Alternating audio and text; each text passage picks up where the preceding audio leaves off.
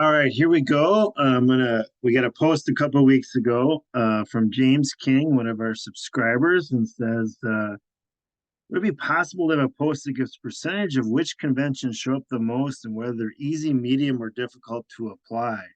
So, great. Thank you for being a subscriber, then also for posting the question. And so I posed this to Wes, and Wes went ahead and built a chart of what his thoughts were, and then I will add my comments as well. So I will provide a link to this down below. There's obviously been lots of convention books over the years. The most popular is the 25, convention book by Barbara Seagram, and somebody else co-wrote it, I think. But there's certainly been an update stuff. And I've done several next convention classes and try to decide which ones are worth it, which ones are not. And so this is great. I think this is good, at least an exercise to talk about some of these conventions and whether they're worth it or not. And that really is it's a great way of posing it, is how difficult is it and how often does it come up? Because if it's really difficult, hardly ever comes up, really is it worth the brain cells? So I do tend to lead in a little bit less conventions, I think, than most, primarily because I don't want to mess them up. But anyway, to each their own. And if you guys want to contribute, ask about some other ones that we don't have in here, or think you want to say something is more difficult than we put in here or not, that's fine too. But we can review some other ones as well. But these were the ones that we decided, Wes put in there, and then I've got my 2 cents on them as well. So we're gonna by cat for how often it comes up, so frequency, the difficulty that the convention is to learn, and then recommendation, whether it's worth learning, and the priority that you should put it at. So like when I did my next convention class in person, I kind of picked like 10 that I decided. Larry Cohen has some articles and really kind of ranks them by his priority and different things like that. So there's different things to research and do your own. But I think, like I said, this is a great question and a good way to look at it. Is it worth it? And how often does it come up? So, first one we have is Blackwood. Um, doesn't come up very often. Rarely are we searching for slam and asking for aces. The difficulty is low, and we both put it as a must. Stamen, Jacoby transfers, they come up fairly often, so the freedom and then difficulty put as low. Stamen transfers are artificial bids. So you do need to memorize them in a way, but once they're down, they're down, and pretty much everybody plays them. So it makes it also a little easier on the difficulty side that you can talk about it amongst others. So I definitely, would agree with all these, for sure, musts and need to be played.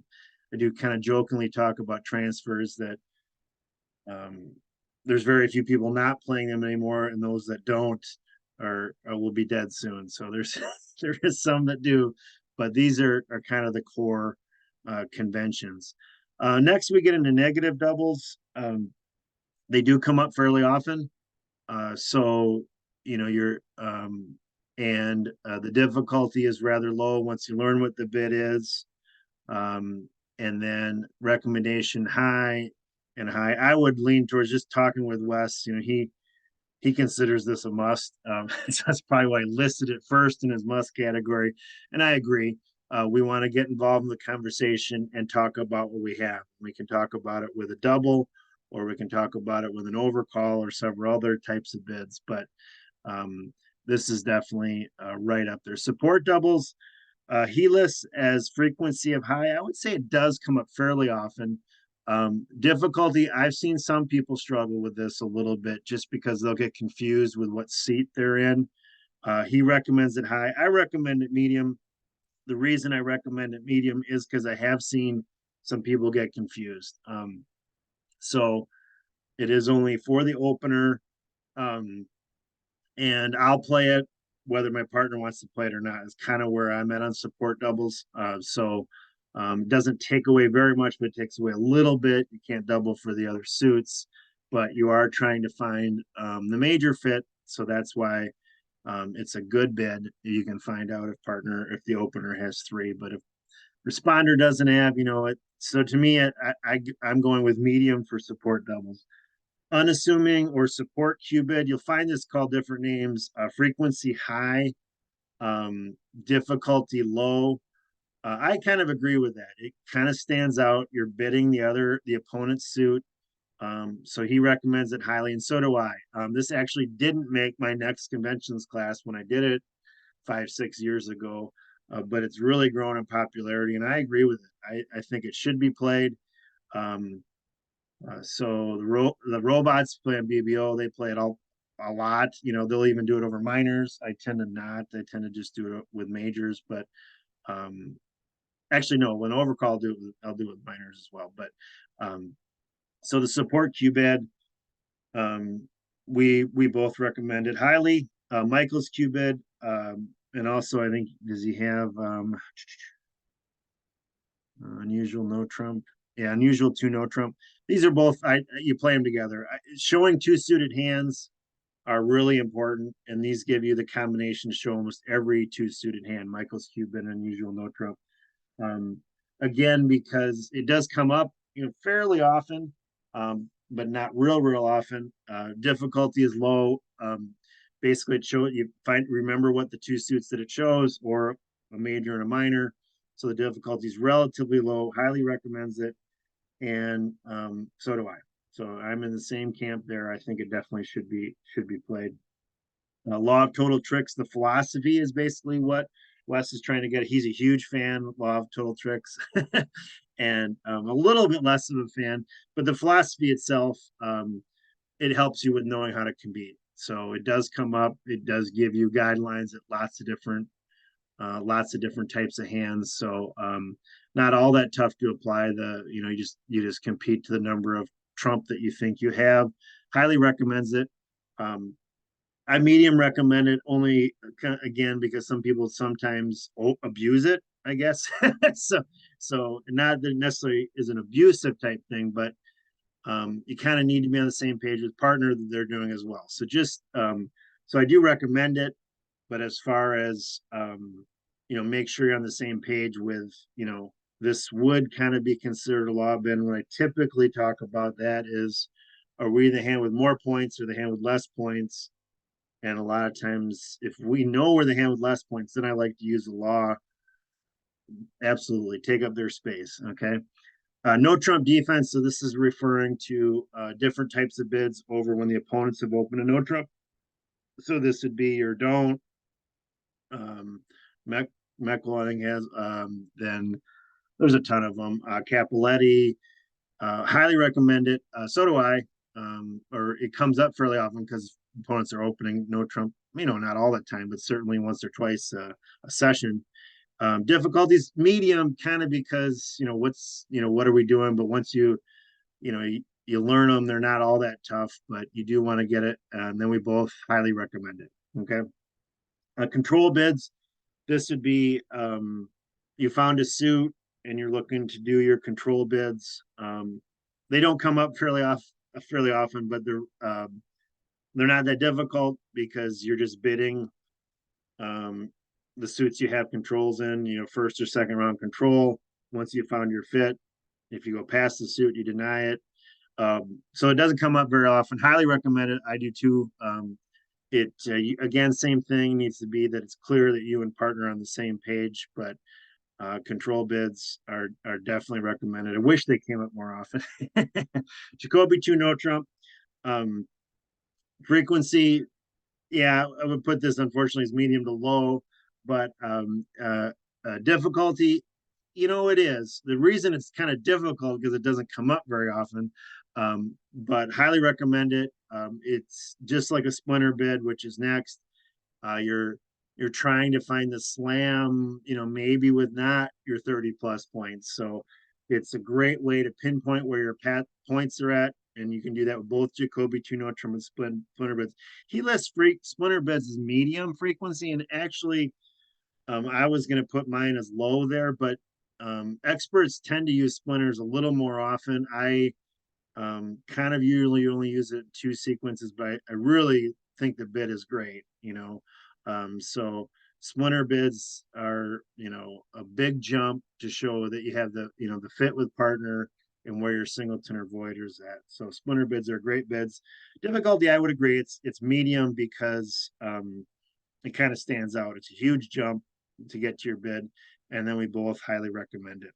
Force suit forcing doesn't come up there very often. Um, Difficulty, um, medium, even to low, I would call it. It's not all that difficult. He highly recommends it. I medium recommend it. Kind of the way I've always been taught. If responder changes suit, it's always forcing.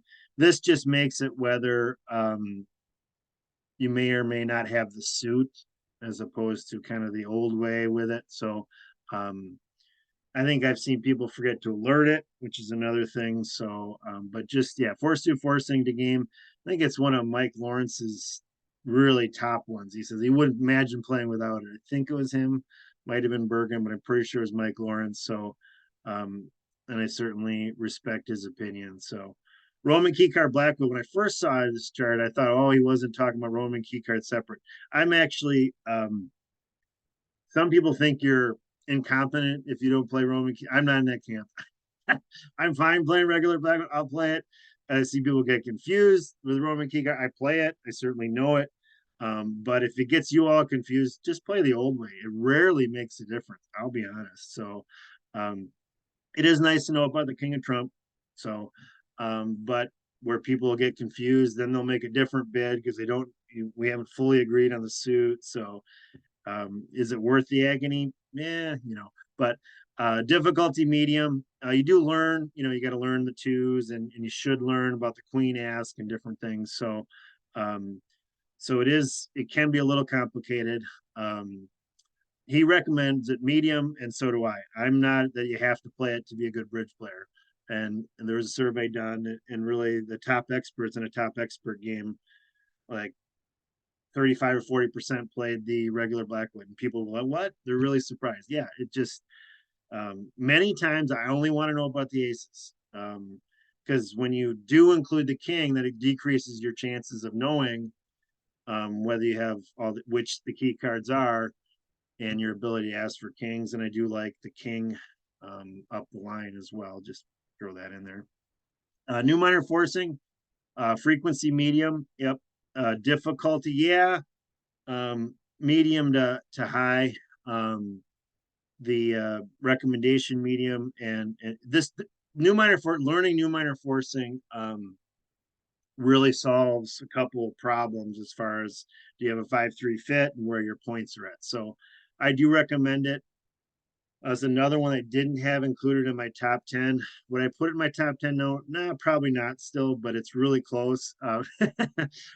So the it again, I'll see some pairs mess this up, just like I'll see pairs mess up Drury. So I get like, should it be played or not? But it's very difficult in responder to find out, to show 5, to show 11 points, or whatever you're trying to find out about. So I do recommend it. And the next one up is inverted minors, medium frequency. Uh, Partner responder has to not have a 4-card major. Isn't all that often, so it does come up, but not all that often when partners opened a minor. Difficulty, I don't think is all that tough, except for maybe what you do after it. I guess the first response is fairly easy, but after that, what do you do? Recommendation medium, and I put it at medium as well. I'll play it or not play it. I tend to like to play it, but if my partner doesn't want to, that's fine with me. Drury, frequency low, difficulty medium, recommendation medium, and actually I'm going to put my recommendation low. I don't think it's all that important. I tend to open when I want to open and not open when I don't want to open. I don't I will open a little lighter in third seat certainly, but I still like to have a good hand. Otherwise, we'll go on for a pass out and go from there. Is my thought. So, but you do need to remember to alert it. It is artificial, and you need to then decide you're playing reverse or 2-way or different things like that. So that to me isn't all that worth it. You know, 3 or 4 card support, yes, that's important, but if you're going to mess up the bid, it's not all that important. So, two no trump feature ask. This is really this low frequency, so it's over preempt. Difficulty is low. I agree. It's pretty easy to learn. Recommendation medium and medium. The reason why it's not usually all that important. Typically, the partner opens a preempt, more than likely going to be in their suit if you're going to go there. But this does add in a couple extra features, features, but a couple extra things that can add to your repertoire as far as finding a 3 note trump game or maybe slam. You can ask partner if they're high end or low end and different things like that. There's also Oga, there's other things too. Actually, I don't know how to say that, but that's the way I say it. It's not spelled. Unusual 2 note trump, medium frequency, low difficulty. Yeah, I don't think it's all that difficult. It's an overcall. Um, and it's a 2 lowest unbid suits is the way I play it, and I think most people do. And recommendation medium, I would probably recommend it high, but it certainly should be played with the Michaels Q bid. I think I will change it to high because I do love the 2 suitors. So that to me is important, and and play them together. So uh, maximal doubles, frequency low, difficulty medium, recommendation low. I don't play them. But they are, on the convention card and something like that. Minor suit transfers. This I see people mess up. Frequency low because rarely are you going to transfer to a minor. Difficulties low. How you play them is kind of up to you. You can play it a little different if you want to transfer to a minor. Recommendation low. And low, I guess I would recommend it medium because it's nice to have in there. I'm hardly ever going to use it, but there are some type of hands. I've got 7 clubs and 3 points. I do want to transfer to 3 clubs or whatever. Um, so I'll change that one to medium in a little bit too. Lemon salt, frequency low, difficulty high. I would give it a high plus difficulty. um, and recommendation low. We do have a couple videos on this that Wes and I did a couple years back. If you want to learn lemon salt, um, I, it really does help to find the right place. So kind of surprised he didn't put it as medium, but I would put it as low because again, it's one I see people get messed up and confused on. Responsive doubles low, medium, low. I would kind of put this more as medium too. I'll change that one to medium. And then Bergen raises medium, low, low, low. I'm not a huge fan. It doesn't take away a lot, but if you want to be able to play that jump as weak, or if you want to be able to play it as strong, it does take away that. But I love it when people play Bergen raises against me because then I can double to get my partner to lead a club or a diamond. So I enjoy it. Same with jury for that matter. Both those are sequences where my partner is going to be on lead. So I'm able to double their artificial bid to get partner to lead the right suit to me, or not double to show one of the suits not to lead. So Bergen and Drury, I don't regularly play them. I know them, but I'm not a huge fan. And then Wes just adds always know continuation and how to handle interference. This is another topic and maybe a whole nother video, but dealing with interference in general. So this is certainly something to discuss with partner. In general, interference, I play that most conventions are off. Some conventions I'll play if I could still do all my bids, I will leave the convention on, but that's certainly something to talk about with your partner. So there's a whole bunch more conventions and different things. These are the ones that Wes picked, so I just decided to review these for this video. Certainly leave questions down below, comments, commentary, other conventions you'd like some opinion on. And basically that I would kind of do these in order personally, and then add a convention if you feel you want to try it out for a while. Don't add like 5 at once or anything like that. Work with a partner or two that you say, hey, okay, we're ready to add don't to our repertoire. So let's do that. Let's work through it a little bit. I would agree. Well, you see my opinions on here. Again, I'll provide a link to this spreadsheet to show you what our thoughts were as far as the ones. And if I find a couple other articles that are worth looking at, I'll try to include those two in the description down below. Anyway, thanks for your support of the channel. If you're not a subscriber, please do so. I've got over like 500 videos on this channel now. A lot of these conventions I have individual videos on. If you want to learn about them, please go check those out. And we'll see you next time. Enjoy the game.